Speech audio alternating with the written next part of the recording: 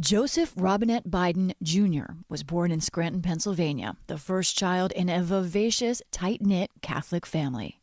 Every single person, my dad used to say, no matter who they are, Joe, is entitled to be treated with dignity. A word, I think, that is probably used more here in Scranton, at least in my experience, than anywhere else. Soon, tough times. His dad's business failed, and he ultimately moved the family to Delaware for a job. Tony Allen, president of Delaware State University, was a speechwriter for Biden in the 90s. He tells the story of his father losing his job and the family having to move to Wilmington. My dad, who fell on hard times, always told me, though, champ, when you get knocked down, get up.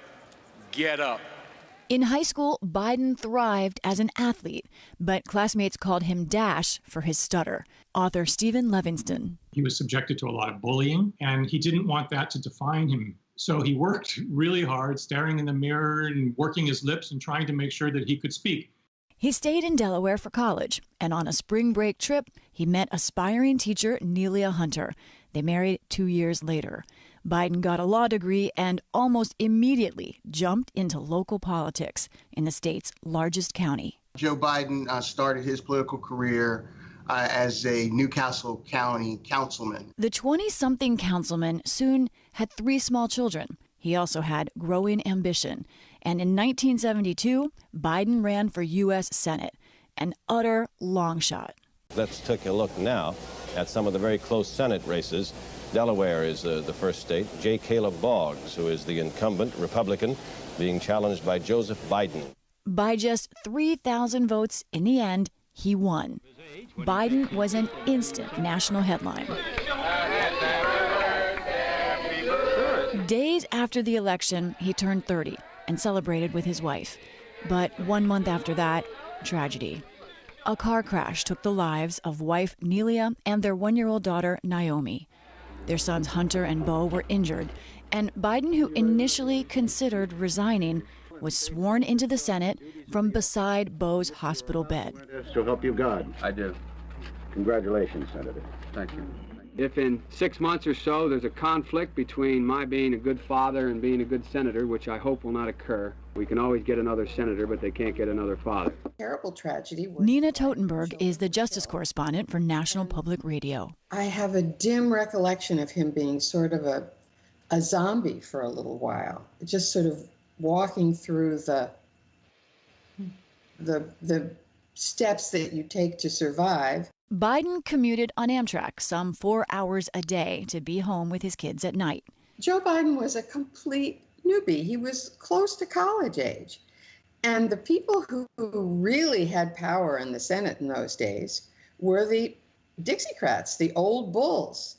And he quickly discovered, I think, that if you wanted to get anything done, you had to go through them, and was very effective at it. Things started moving quickly. In 1975, Biden was placed on the powerful Foreign Relations Committee, and a few years later, on the Judiciary Committee. He met teacher Jill Tracy Jacobs, and despite some proposal rejections, they married 2 years later, with the blessing of young Hunter and Bo. I'm ashamed of the lack of moral backbone to this policy. Still commuting to Washington by train, in the 1980s, Biden's life and profile grew. Daughter Ashley was born, and 1987 marked his first campaign for president. It is the obligation of this generation to care for and protect the future of our children. Almost immediately, Biden ran into trouble. He had taken to quoting a British Labour Party leader in his speeches. But at an August debate in Iowa, Biden did not attribute the following quote. Why is it that Joe Biden is the first in his family ever to go to a university? Why is it that my wife, who's sitting out there in the audience, is the first in her family to ever go to college? Back on Capitol Hill, Biden faced questions about the alleged plagiarism. I saw that and it was a connect. I mean, I could tell how that man felt. Within 1 week, he would drop out of the race, just as he faced another test.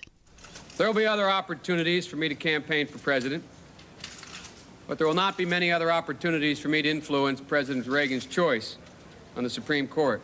Biden, now chairman of the Judiciary Committee, oversaw the confirmation hearing of Judge Robert H. Bork to the Supreme Court. It was sharp from the beginning. Having watched the Senate Judiciary Committee over the years, this is the one time where senators who were on offense actually were prepared. They asked good questions, they knew a lot about Bork, and Joe Biden led the charge. Bork failed his confirmation vote. The nomination is not confirmed. Just a few months later, in 1988, a health crisis. Biden suffered 2 life-threatening aneurysms. A full 7 months of recovery later, he returned to the Senate floor. I will not forget the sentiments expressed, the support given. It means a lot. Thank you very much. Biden got back to work, and as the 90s opened, a new test. The nomination of Clarence Thomas to the Supreme Court. Clarence Thomas, seasoned now by more experience on the bench, fits my description of the best man at the right time. Biden was still Judiciary Chairman. The committee learned about charges of sexual harassment against Thomas from his former assistant, Anita Hill. You swear to tell the whole truth and nothing but the truth, so help you God? I do. Other women came forward to testify, but Biden agreed with Republicans to limit the testimony to Hill alone. The televised hearings gripped the nation. His conversations were very vivid. He spoke about acts that he had seen in pornographic films involving such matters as women having sex with animals and films showing group sex or rape scenes. It would all make a searing impression on some women watching, like Amy Allison, the founder of the pro-women group She the People. I was an undergraduate, and I went to the common room in our dorm to watch the hearings. I saw the way that she was being treated by the white men on the Senate Judiciary Committee, both Democrat and Republican. Joe Biden was among them. Biden stressed he would run a fair hearing. I have not made my judgment based upon this proceeding because we have not heard all the evidence. But his handling of it and the fact that other corroborating witnesses were never called has raised sharp scrutiny. Just as the Republicans were really unprepared for the Bork hearings, the Democrats were unprepared for the fury and the determination of the Republicans, and that they would use any tactic to destroy the main witness against Thomas. Biden thought, my job is to be fair, but his fairness in the end was in many ways unfair to Anita Hill. This entire proceeding is ended. Biden spoke about the hearings last year. As the committee chairman, I take responsibility that she did not get treated well. I take responsibility for that.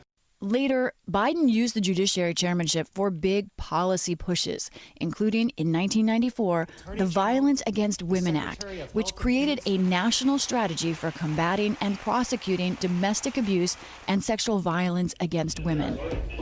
He also led on a more controversial bill that was attached, the 1994 crime bill that imposed longer sentences for drug crimes and other offenses. It may have seemed, and did seem, entirely reasonable in the middle of a crime epidemic.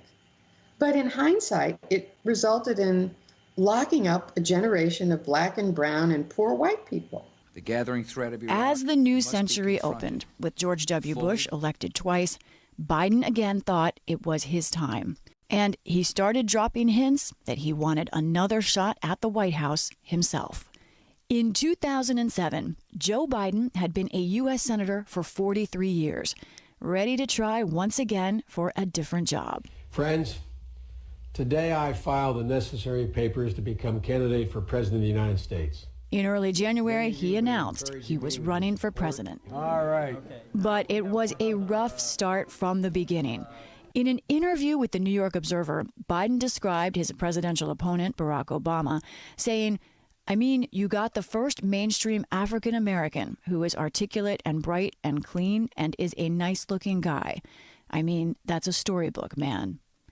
Add to that stumble, he was battling a crowded, star-studded field. Author Steve Levinston wrote the book Barack and Joe. Joe Biden's 2008 campaign flamed out pretty quickly. He never really got any traction. Biden dropped out in January 2008 after placing 5th in the Iowa caucuses. He left the trail, choosing not to endorse either of the frontrunners, his fellow senators, Hillary Clinton or Barack Obama. Hope is what led me here today. In late May, Obama emerged as the presumptive nominee, in need of a running mate. Patty Solis Doyle was waiting for the news, too. She was chief of staff to whomever would be picked for VP. Obama and his team were really looking for someone who could partner in the actual governing because there was so much to do. They were looking for someone who could bring some of the demographic constituents that the then nominee did not have, in particular, white working class voters. And lo and behold, Joe Biden checked all those boxes. Obama was just a junior senator who didn't have a lot of experience with legislation, getting things through Congress. Biden was a master. He was able to go across the aisle. He could really help Obama legislatively. On August 23rd, Obama announced his choice. Joe Biden is that rare mix. For decades, he's brought change to Washington, but Washington hasn't changed him. He's an expert on foreign policy whose heart and values are firmly rooted in the middle class. Ladies and gentlemen, this is no ordinary time. This is no ordinary election. And this may be our last chance to reclaim the America we love. Right away, Biden hit the campaign trail. Welcome to the first and the only 2008 vice presidential debate. In a debate hosted by NewsHour's late Gwen Ifill, Biden took on his vice presidential opponent, then Alaska Governor Sarah Palin. Nice to meet you. Hey, can I call you Joe? Okay. Biden focused on withdrawal from Iraq and appeal to a nervous middle class. I understand, as well as, with all due respect, the governor or anybody else, what it's like for those people sitting around that kitchen table. And guess what? They're looking for help. They're looking for help. They're not looking for more of the same. On Election Day, the Obama-Biden ticket made history, ushering in the first African-American president. I was never the likeliest candidate for this office. This is your victory. For Biden, the day they won, I think he took maybe a few hours to really just sort of celebrate. That his initial thoughts were, let's roll up our sleeves, we gotta go. At the time, the economy was losing hundreds of thousands of jobs a month. Just weeks after inauguration, Congress passed a $787 billion stimulus plan. Obama put Biden in charge of overseeing how the money was spent. It was the first of many Biden bridges to Congress, including health care reform. And later, he would be the key negotiator with Senate Republican leader Mitch McConnell in a fiscal crisis. He had these long standing relationships on both sides of the aisle, both Democrat and Republican. And when you have a divided government, that's a very important role. But Biden also caused heartburn by going off script, including his words to his boss the day the Affordable Care Act was signed. He also got mixed attention for how he touched people, sometimes tightly embracing or putting hands on shoulders, like with Stephanie Carter, wife of the incoming defense secretary. Some, like Carter, said it was a show of empathy. But in 2019, a half dozen women would say he made them uncomfortable. Biden responded to the allegations of unwanted touching with a video, saying he heard the women and would be more aware of others' personal space. But then one of the women, a former Senate staffer named Tara Reid, would add to her charges, saying Biden sexually assaulted her. He just had me up against the wall, and the wall was cold. And I remember it happened all at once. The gym bag, I don't know where it went. I handed it to him, it was gone, and then his hands were on me and underneath my clothes. Biden addressed the charge on MSNBC. No, it is not true. I'm saying unequivocally, it never happened. And it didn't. It never happened. When he was vice president, though, Biden's verbal missteps were his greatest controversy. In 2012, on NBC's Meet the Press, Biden was asked about gay marriage, something the Obama White House had not yet endorsed. I am absolutely comfortable with the fact that men marrying men, women marrying women, and heterosexual men and women marrying men are entitled to the same exact rights, all the civil rights, all the civil liberties. 3 days later, Obama made his own announcement. At a certain point, I've just concluded that, for me personally, it is important for me to go ahead and affirm that I think same-sex couples should be able to get married.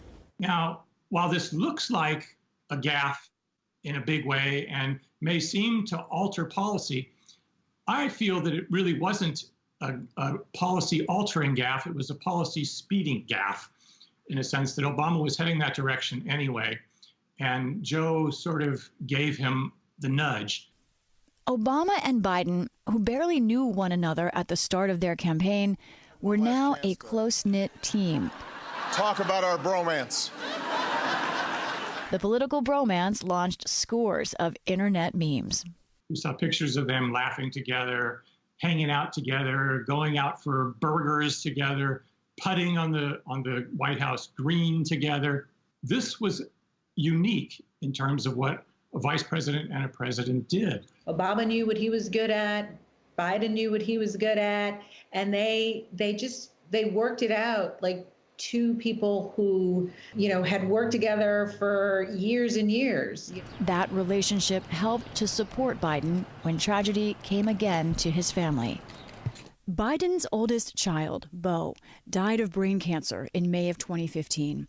He was 46, a combat veteran who'd been to Iraq, and a promising politician serving as Delaware's attorney general. And he'd walk over, give me a kiss, and say, "Dad, you got enough Biden, coffee?" in an interview with PBS NewsHour. Beau was always the guy who, as Barack said, the president said in his eulogy, Beau was Joe 2.0. Tony Allen worked for Joe Biden in the 90s as a speechwriter and special assistant.